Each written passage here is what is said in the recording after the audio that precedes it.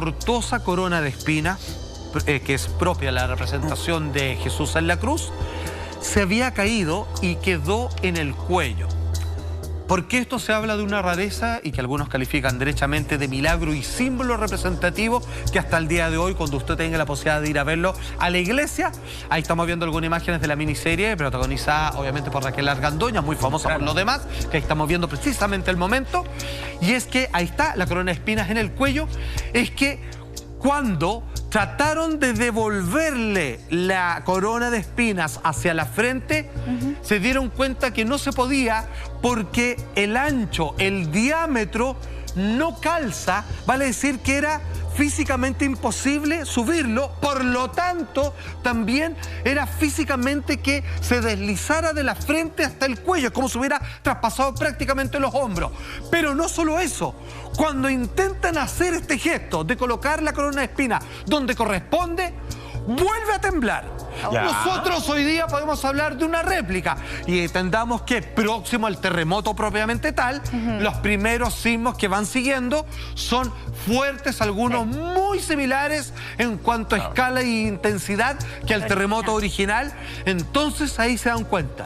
Jesús, este es el entendimiento que tienen los curas de la época, no quiere que le devolvamos esta corona de espinas a la frente, y esto tenemos que entenderlo como un símbolo, porque que haya quedado en pie esta figura, de que se le haya caído la corona de espinas, es un claro telegrama del cielo de que esto no es casual y es un manifiesto de un prodigio del Hijo de Dios. Pero y se acabó. Salfate, es cierto que esto lo intentaron en más de una ocasión. En más de una ocasión. Porque uno puede decir, ya, a ver, las réplicas efectivamente estamos acostumbrados a que sucedan. Y es algo físico.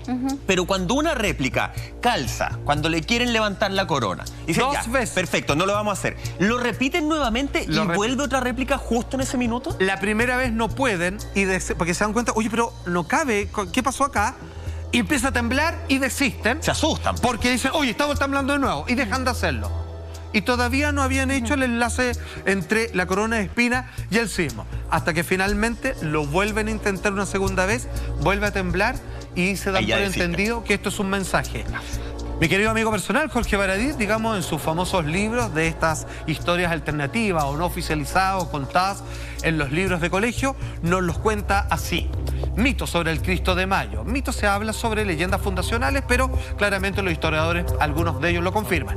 El mito construido en torno a esta imagen dolorosa, el Señor de la Agonía, para que sepa, que quedó levantada por encima de la ruina de Santiago, terminó afirmando que cada vez que se ha intentado corregir el error, la tierra brama y el temblor amenaza, tal como está indicado en los evangelios, luego de que Jesús dice, perdónalos, Señor, Padre mío, porque no saben lo que hacen, y aquí voy de vuelta a casa prácticamente.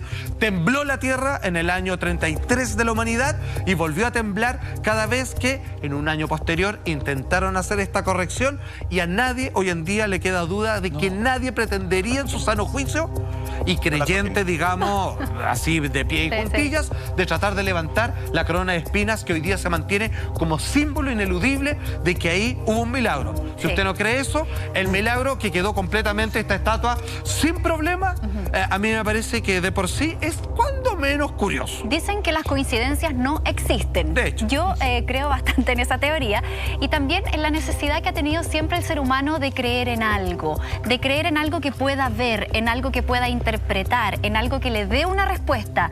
Y lo que sucedió en este caso con el Cristo de Mayo es una evidencia tácita de que quizás las energías divinas sí existen, y es la prueba fehaciente y física de que las cosas más mágicas o maravillosas pueden hacerse realidad, porque de otra forma, ¿cómo tú explicas que se caiga todo Santiago? Bueno, uno dice ya, las iglesias que eran más firmes, pero ¿cómo justo no le pasó nada a esta cruz?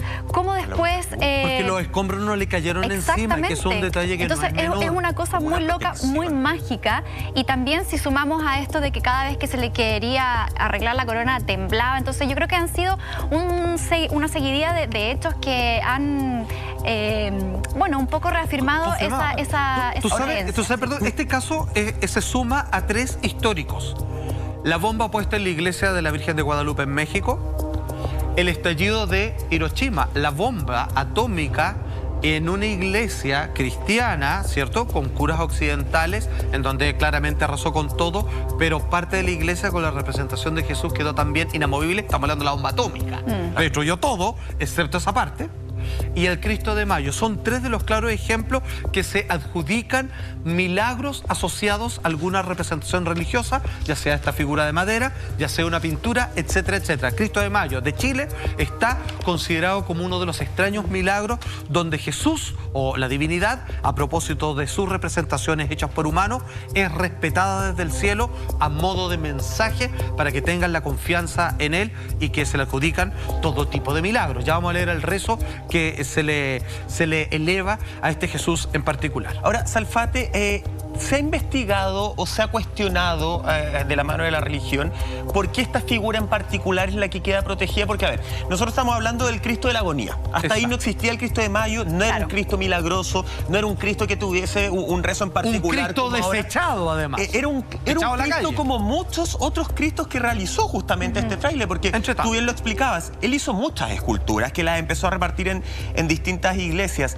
¿Tiene alguna conexión, lo que tú nos contabas al principio, de esta imagen tan doliente, de esta imagen de tanto sufrimiento que se le impregna a este Cristo en particular? ¿Sabes qué? Es una muy buena pregunta. Aquí incluso han tratado de manera muy tangencial tratar de dar explicaciones científicas desde dos puntos de vista. Primero, la corona de espinas. Se habló que producto de la humedad de aquella época, con las estaciones reguladas en aquellos años, podía haberse generado alguna especie de deslizamiento por la hinchazón de las maderas. Sin embargo, todo tiene un límite. Va a decir, un mueble viejo que uno tiene en la casa, en la noche cuando hay cambio de temperatura, cruje, pero no es que un mueble va a terminar achicándose a 20 centímetros, jamás se va a empequeñecer a esos niveles.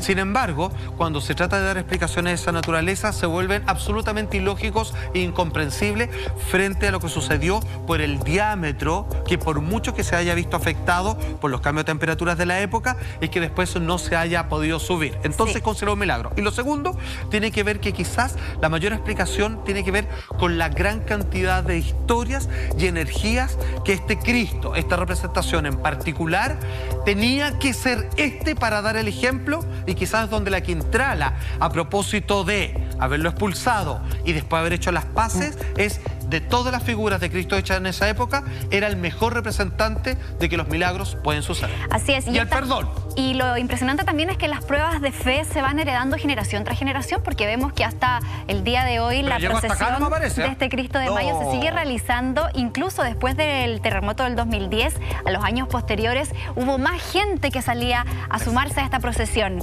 ¿Qué va a pasar este año, Juan Andrés Alfate? Atención, ¿cómo nacen las procesiones? 1647 es el terremoto. La gente se junta en la plaza de Armas. Se dan cuenta de que todo se vino abajo excepto la figura de Jesús. ¿Qué hacen los curas?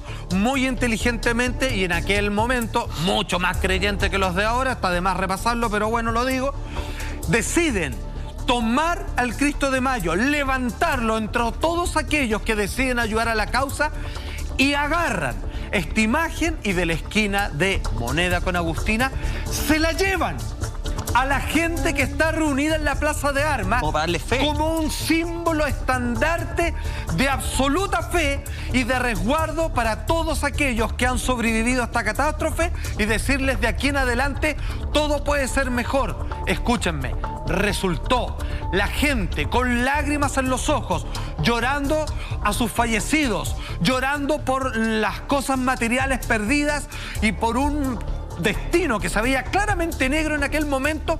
La gente recuperó la esperanza. Fue la primera procesión, 13 de mayo de 1647, que de ahí en adelante se mantuvo por centenares de años. Atención, que esto en 2 oportunidades no se ha hecho, y en 2 oportunidades volvió a ocurrir el mismo cataclismo, y hoy día por tercera vez no se hizo. Yo no sé si aquí hay incluso una pérdida de fe, pero yo por lo menos, lo digo solo como estrategia comunicacional de parte de la iglesia, que está a bien mal traer, yo hubiera hecho, más allá de la misa que se hizo por Zoom prácticamente, haberle dado una vuelta al patio por lo menos, por respeto a la creencia. El patio, porque es como una cuarentena, solo patio. Claro, oye, hay una gráfica, Salfate, porque vamos a detallar eso, qué es lo que ha pasado, pero Jorge Baradit ha seguido, justamente escribió sobre todo esto y tenemos esa gráfica, maestro. Dice, Procesión Cristo de Mayo. Se estableció solemnemente que cada año los santiaguinos homenajearían sin falta la figura extraña de este Cristo de madera amenazante, con su corona de espinas en el cuello, para pedir su protección. Jorge Baradit, en el tremendo libro Historia Secreta de Chile. Le puedo decir que están los que creen y los que no creen, pero por estadística yo puedo decir que este Cristo cumplió el trato. Claro. Y cada vez que el hombre lo rompió, yo no sé si es que ahora va a ser el caso, los tiempos han cambiado, digamos, yo no sé si tiene Jesús en estos momentos un vínculo demasiado estrecho, si se siente muy representado por la iglesia actual, pero hasta ese entonces, hasta por lo menos el 2010, él cumplió a cabalidad con este vínculo de oración, de que a mí me sacan a pasear el 13 de mayo, la gente se inspira en esta figura tan milagrosa, pero finalmente vamos a ver qué pasa aquí en adelante, pero todavía no llegamos a ese punto porque tenemos los detalles sobre las decisiones. Mucha atención porque tenemos las imágenes. Lo que usted está viendo, la comunidad en Facebook de la iglesia que hoy día alberga incluso desde la primera vez al Cristo de Mayo. Dice ahí, por motivos de la cuarentena, y bueno, respetamos eso también, este año no se realizará la procesión Santa Misa, que será transmitida por streaming de Facebook. Algunos dirán, Dios ha cambiado. Antes estaba en una iglesia en misa. Hoy día el único Dios que conoce la gente es una pantalla de celular a quien le ha traspasado toda su creencia y toda su vida. La pregunta, ¿qué pasará? Porque hoy día Cristo, el Cristo de Mayo, no salió a hacer su procesión.